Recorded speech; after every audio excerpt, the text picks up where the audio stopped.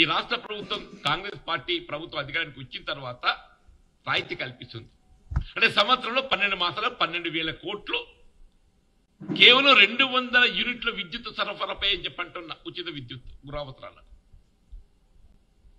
వీళ్ళు open market లో cooking gas is almost 850.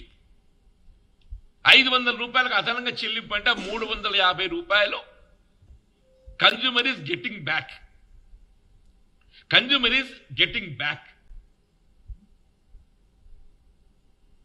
అంటే అదొక 350 కోట్లు అనుకోండి. 350 ఇంటూ 12 మాసాలు it's almost 4,000 crores only on cooking gas. ఉచిత రవాణా నిన్నే పొన్నం ప్రభాకర్ గారు చెప్తున్నారు 110 కోట్ల ఫ్రీ టికెట్లు జారీ చేయబడ్డాయి. 110 కోట్లు. 110 కోట్లు అంటే ఒక్కొక్క టికెట్ 20 రూపాయలు మనం యావరేజ్ పెట్టుకుంటే అదొక 2,000 కోట్లు. నీకు ఉచిత రవాణా సౌకర్యంపై 2,000 కోట్లు, కుకింగ్ గ్యాస్ సబ్సిడీ మీద ఒక 4,000 కోట్లు సంవత్సరానికి, ఫ్రీ పవర్ మీద 12,000 కోట్లు. అంటే 12, 4, 16, 18,000 కోట్లు. అంటే వీళ్ళ సంవత్సరానికి ఆల్మోస్ట్ 20,000 కోట్ల రాయితీ కల్పింప చేయబడే విధంగా కాంగ్రెస్ పార్టీ అధికారానికి వచ్చిన తర్వాత కార్యక్రమాలు అమలు చేపట్టింది. రైతాంగాన్ని రుణమాఫీ 2 లక్షల రూపాయల వరకు రుణమాఫీ అంటే ఆల్మోస్ట్ ముఖ్యమంత్రి గారు చెప్పింది 20,600 కోట్లు సంథింగ్. 20,600 కోట్లు, 21,000 కోట్లు. దేశంలో ఎక్కడైనా ఏ రాష్ట్రంలోనైనా బీజేపీ పాలిత రాష్ట్రాలు ఉన్నాయి. మీరు బీజేపీ పాలిత రాష్ట్రాలలో ఎక్కడైనా రుణమాఫీ అమలు చేస్తున్నారా?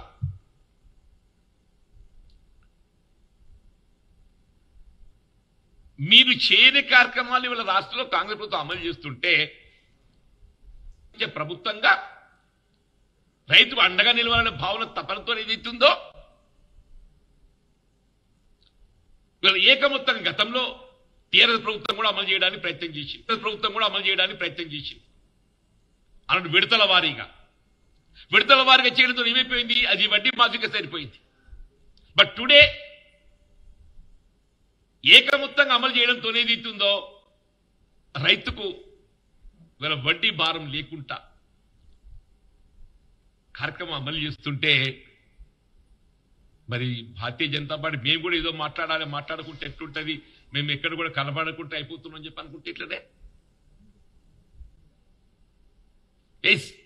మేము ఇంకెన్నికల్లో ఇతర కార్యక్రమాలు కూడా పేర్కొన్నాం. డెఫినెట్లీ ఇవాళ అమలు చేస్తున్న కార్యక్రమాలకు తోడు ఎన్నికల ప్రణాళికలో ఇతర కార్యక్రమాలు కూడా పేర్కొన్నాం. వాటిని కూడా అమలు చేయవలసిన బాధ్యత ఇవాళ రాష్ట్ర ప్రభుత్వం కాంగ్రెస్ పార్టీపై ఉన్నది. మీరెక్కడైనా మీరు విదేశాల్లో మూలుగుతున్న నల్లధనాన్ని తీసుకొచ్చి ప్రతి నిరుపేద అకౌంట్లో 15 లక్షల రూపాయలు వేస్తామన్నారా? విదేశాల్లో మూలుగుతున్న నల్లధనాన్ని తీసుకొచ్చి నిరుపేద అకౌంట్లో 15 లక్షల రూపాయలు వేస్తామని చెప్పన్నారు. 10 సంవత్సరాలు గడిచిపోయింది. ఇవాళ 3వ పర్యాయం అధికారానికి వచ్చారు. కేవలం మత విద్వేషాలు రెచ్చగొడుతూ ఏ విధంగా అధికారం చేజిక్కించుకోవాలని తాపత్రయ ప్రయత్నం తప్ప మీరు విదేశాల్లో మూలుగుతున్న నల్లధనం తేవడం కాదు నాయనా, అది రెట్టింపైపోయింది, పెరిగిపోయింది. పేదవాడి అకౌంట్లో 15 లక్షల రూపాయలు కాదు, 15 రూపాయలు కూడా వేయలేదు. మేము రైతాంగాన్ని రుణమాఫీ చేయాలని చెప్పంటే నువ్వు అంబానీ అదానీ గురించి నువ్వు మాట్లాడుతావు. ఏ అంబానీ అదానీ సంక్షేమం గురించి వాళ్ళకు రుణమాఫీ చేస్తావు నువ్వు లక్షల కోట్లు. ఆ అంబానీ అదానీల కల్పించే రాయితీలు ఏదైతుందో రైతాంగాన్ని కల్పించవయా? ఈ దేశాన్ని పట్టెడు అన్నం పెట్టేవాడు రైతు అని చెప్పి అంటున్నా. ఆ రైతు గురించి ఆలోచించు అని చెప్పి అంటున్నా. దాని ఆర్థిక నేరస్తులను అంటగాగుతూ వాళ్ళ ఆర్థిక పురోభివృద్ధి కోసం ఏదైతే ఉందో తోడ్పడమే వీళ్ళ ఎన్డీఏ ఎజెండా లెక్క కనబడుతుంది అని చెప్పండి. వీళ్ళ పెట్రోల్ డీజిల్ ప్రైసెస్ నీకు ఇంటర్నేషనల్ మార్కెట్లో క్రూడ్ ఆయిల్ ఇలా గతానికి ఇప్పటికి ఏదైతే ఉందో తగ్గింది. యూ టేక్ 2013-14 ఇప్పుడు తీసుకుంటే బ్యారెల్ అన్నాడు almost it was $105. Well, it has come down to 90. తగ్గింది.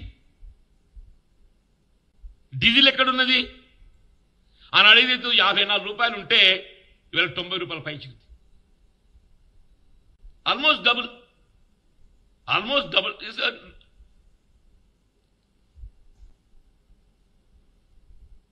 పెట్రోల్ ఆనాడు ₹70 ఉంటే ఇలా ₹100 అయిందే.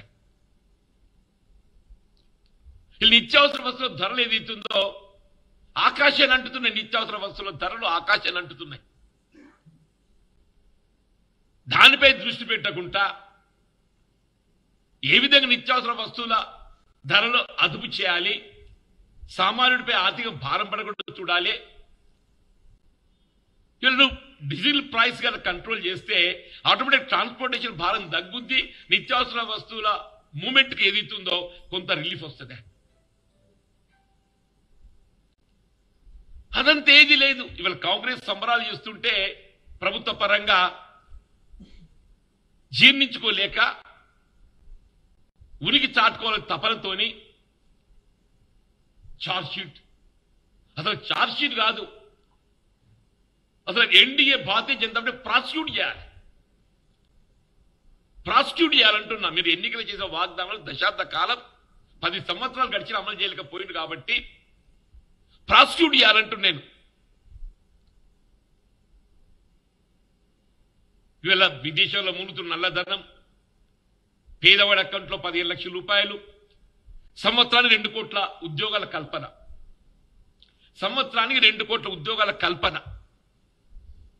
10 ఏళ్ళంటే 20 కోట్ల మందికి నిరుద్యోగ యువతకు ఏదైతుందో మీరు బాసటకు అండగా నిలిచే విధంగా ఉద్యోగాలు కల్పించాల్సిన బాధ్యత మీపై ఉండేనా? ఎన్ని కల్పించిందే? ముందు మా కాంగ్రెస్ కాదు నాయన, ముందు నీ గురించి నువ్వు ఆలోచించుకో, ఆత్మవిమర్శ చేసుకో అంటూ నేను. మీరు కాంగ్రెస్ విమర్శించాలంటే ముందు ఏదైతుందో వీళ్ళ తెలంగాణ రాష్ట్రంలో కాంగ్రెస్ ప్రభుత్వం అధికారానికి వచ్చిన తర్వాత ఏవైతే గత ప్రభుత్వం అమలు చేసిన కార్యక్రమాలు అదనంగా సంక్షేమ కార్యక్రమం అమలు తలపెట్టిందో అవి మీరు అమలు చేయండి మీ రాష్ట్రాలలో. Like free transportation to women, 200 units free power domestic, up to ₹500 cooking gas, అదనంగా భారం ఏదైతుందో ప్రభుత్వం భరించే విధంగా మధ్య ధర కల్పనకు ₹500 బోనస్, రైతాంగాన్ని రుణమాఫీ, ఇట్లాంటి కార్యక్రమం ముందు నీ రాష్ట్రాలు అమలు చెయ్యు. మోడీ గారికి ఏదైతుందో ఇక్కడ తెలంగాణ రాష్ట్రం అమలు చేయబడుతున్నటువంటి సంక్షేమ కార్యక్రమాలను మనకు వివరించి ఏదైతుందో భారతీయ ఇవరే మహారాష్ట్ర ప్రభుత్వం వచ్చిందంటున్నావు కదా, అవి అమలు చేసి తలపెట్టు ముందు. అప్పుడు then you try to talk. అంతేగాని ఏదైతుందో ఊరికే ఏదో మాట్లాడాలి కాబట్టి మాట్లాడాలని చెప్పి భావిస్తే ప్రజలు వాస్తవాలు గ్రహిస్తున్నారని చెప్పండి.